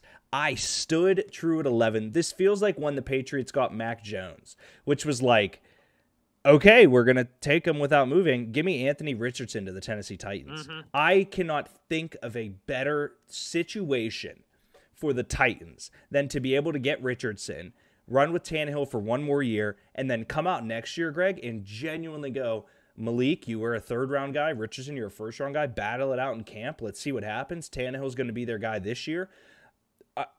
I would be elated. Now, granted, I could easily see them go Broderick Jones here. I could see them go Skoronski. That line is terrible, but you're then moving it to a line that's terrible with two very athletic quarterbacks. You're up for the Texans. They previously took Will Anderson. Were you hoping Richardson was falling? Not so much, honestly, because I'm still not crazy about him. The Texans would just not be a great fit for him, I think. I'm going to address the other line now. In this case, I'll go offensive line. Now, I could go Jones, perhaps. I don't know if Laramie Tunsil's going to stick around, so it wouldn't be the worst idea to get another massive tackle. but I think every piece on that O-line is struggling. So give me a guy with a bit more position flexibility, and I think could go a long way depending on where he goes. Give me Peter Skoronski. Yeah, those tiny little arms, he feels like he might get shoved into guard, but the good thing is he can play all 5 spots. Yeah, he can play every spot, and he knows what to do. Yep. Just because he doesn't have the long arms and is like the massive athlete that like Jones is and stuff, his technique is still sound, and he played at a very high level when he was a left tackle at Northwestern. So it's not like he's not going to be a great tackle. I don't think he'll be solid to start. I'm up for the Jets. This is very easy. I mentioned his name before, but I'm not going to go with Anton. I am going to go with Broderick Jones here. Get a tackle in. I did not expect him to be here, which is why I was looking at some other picks. So give me what could be the top tackle in the class to really help Aaron Rodgers there in the trenches. Got Patriots, Greg. Patriots, this one is easy for me. I'm adding some more defensive weapons to that because Belichick loves his defense, and I'm getting a gift fallen to me at a guy that is tested off the charts at the combine and is falling to me at 14. Give me Christian Gonzalez. Yeah, he's the one guy I've been hanging my hat on. I was very proud. I called him my top corner back at the beginning of it. I watched one tape of his, and I was like, I love this dude. And then you saw the combine, and it was like, oh my God. Silky, as Dre said. I'm up for the Packers. This is a really interesting one because you got Jordan Love. Their needs are wide receiver, tight end, edge, tackle, safety. This is tough. If there was one wide receiver that was absolutely elite, I think he goes here. I don't love the tight end situation just because there are a lot of tight ends in this class, so I don't want to take Kincaid in them. Yeah. I do think I want to help out Jordan Love with this pick, but like the other side of the ball, we were not great on defense. We didn't get much pressure. Miles Murphy's sitting right there, but honestly, Greg, with everything we know, new quarterback, I am going to go the wide receiver route. Because they don't have anyone there, I am going to go with who I think is the surefire safest out of the three of them. Give me Jordan Addison. Okay. And here's why. Quentin Johnson, sometimes you watch his tape and you go, he's a freak. He's Kelvin Benjamin with speed. Other times you watch his tape and you go, I don't think he knows how to play football. He catches the ball like at his feet when he jumps. It's just tough. And then Jackson Smith and Jigba, dude, the tape on him goes from wide receiver 1 in the league to wide receiver 3 on the worst team. I think Addison genuinely has the best route running out of the three of them. I think that's something that if you get him in there with Jordan Love early, you really, really, really can build on that, dude. That team has not a single... I mean, they have Watson, who's already big. So do you need Johnson? Do you need Jackson? Get a route runner to pair with Christian Watson. Walk out of there happy. Yeah, and for the record, I kind of find it interesting that you had similar comparisons with Stroud, where like the one tape is excellent, and they're both literally probably on the same tape. When they're both good, they're very good. When they're both bad, they're very bad together. I find that fascinating with that. I was honestly, when you were talking about receivers, your favorite guy would have expected to say would have been Zay Flowers here. I love Zay Flowers. He has not done enough to rise up boards for me to select him here. I think the Boston College stay is what's going to kill him, but I do think he goes first round. I like Zay Flowers more than Quentin Johnson in terms of what I've read and seen, but Quentin Johnson also has the ability to go, like he has superstar ability. Zay Flowers to me feels like an uncut gem there. So you're up for the Commanders. I wish I could think about maybe adding to the offense, honestly, but that defense, I think they're a lot.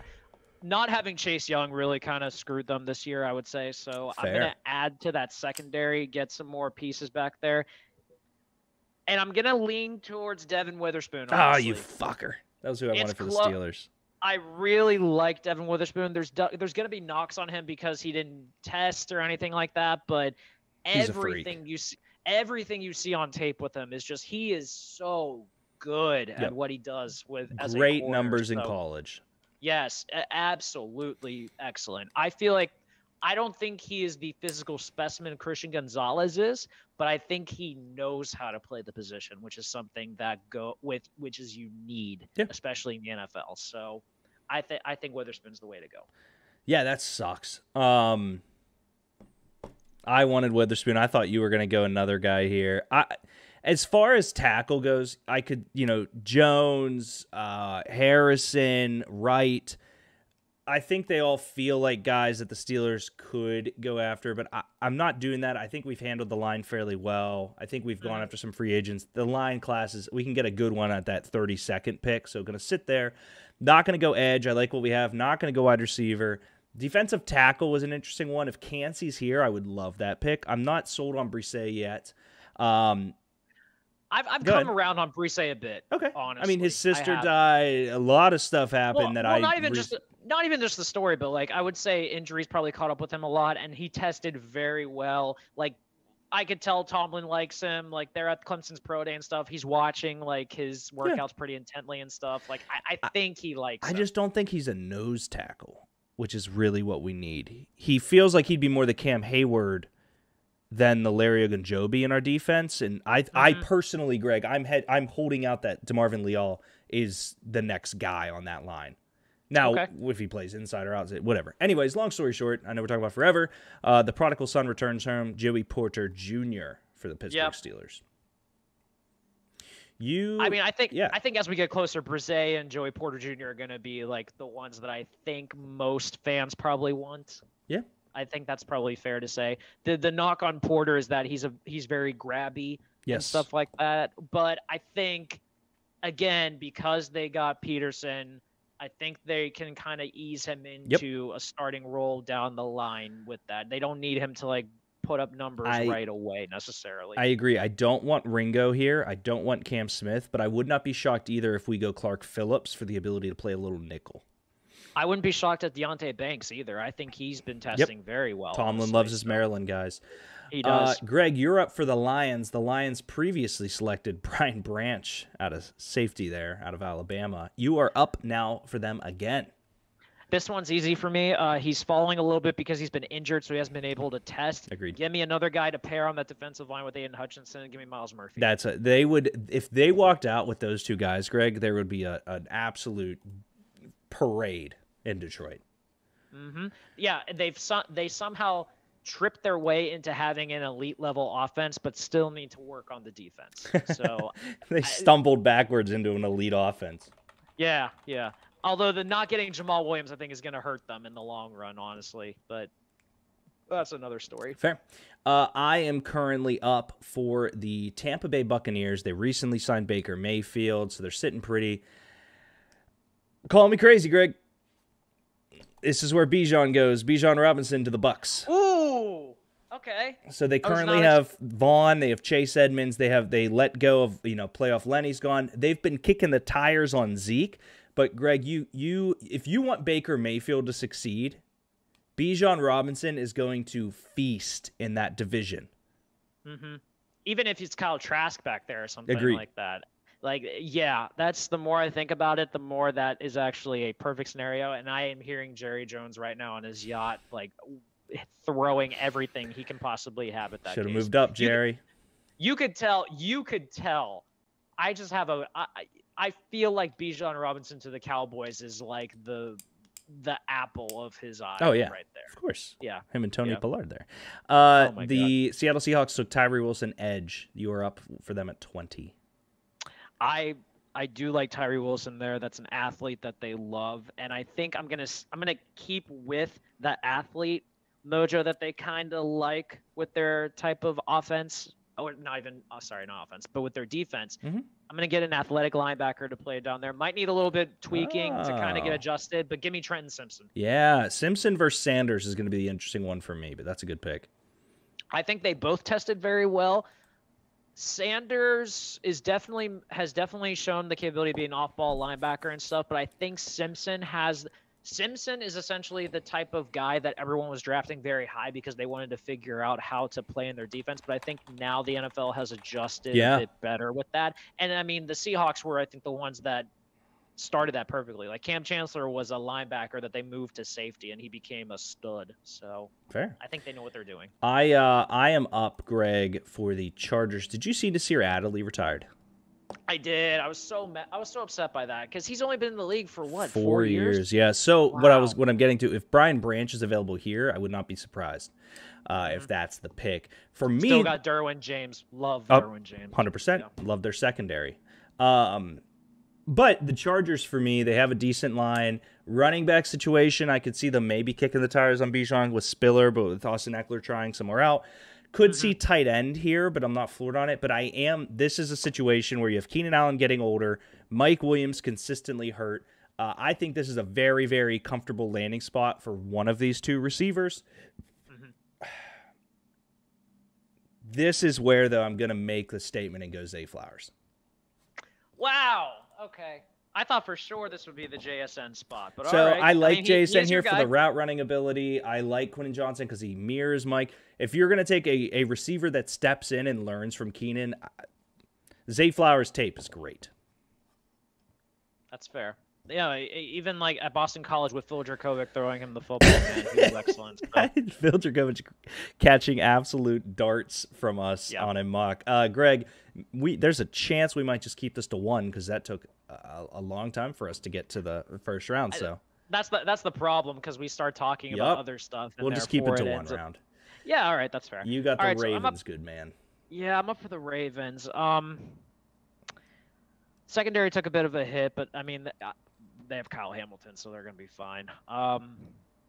Guard, I could see maybe just because they lost Ben Powers. Yeah, but again, the Ravens are so good. Kind of like the Steelers in that sense, too, is like they just know how to like build depth and just get guys like ready to kind of keep rolling after that. So I'm looking at guys available. And I'm gonna take a little bit of a swing in the dark here. I think this guy's an athlete. I think he's going to be a pass rusher. I think he'll be a problem, and I think he's going to test very well at his pro day. I'm going to go Isaiah Foskey from Notre Dame. Oh, okay. Yeah. That feels like a Raven.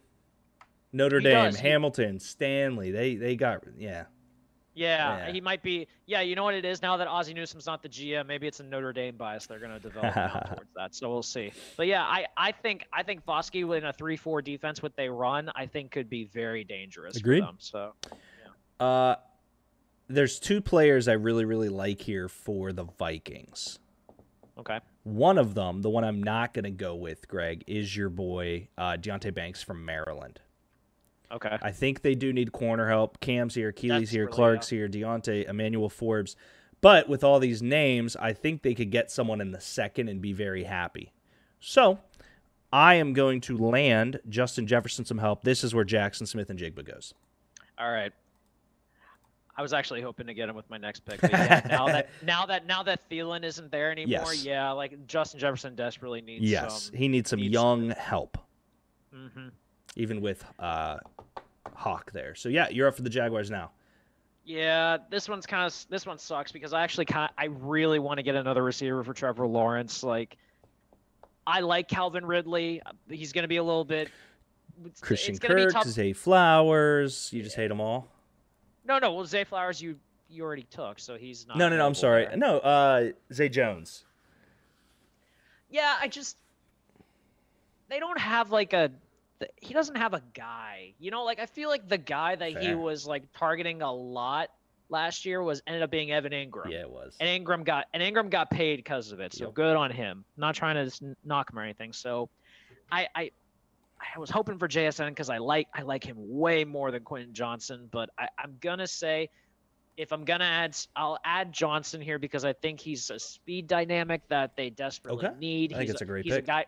Yeah, like I think he's way too highly ranked at like 10 overall in PFN, and I hope that they adjust that or something like that. But I think based on how the board is falling, I think Johnson would be a good value pick at 24 for them. So fair. I'm up for the Giants. This is where he goes, Greg. Give me Deonte Banks out of Maryland. Some corner help for the Giants defense there. You're up for the boys. The boys.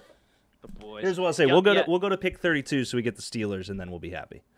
All right, I like it. Cowboys. Jerry Jones is furious that he's not able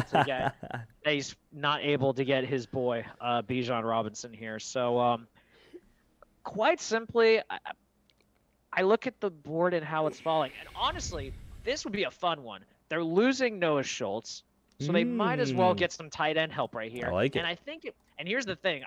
The two guys here are very tempting to try to figure out which one's the better option. So I'm going to go with the guy that I think has a little more flash that we know Jerry Jones like. I'm going to go Darnell Washington from Georgia. The Kyle Pitts of this class, Dre said, and then he took it right back.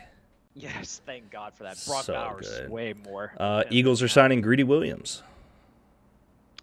Man, that secondary is going to be fun. Agreed. I think that's a great landing spot for him. Yeah. I'm up for Buffalo.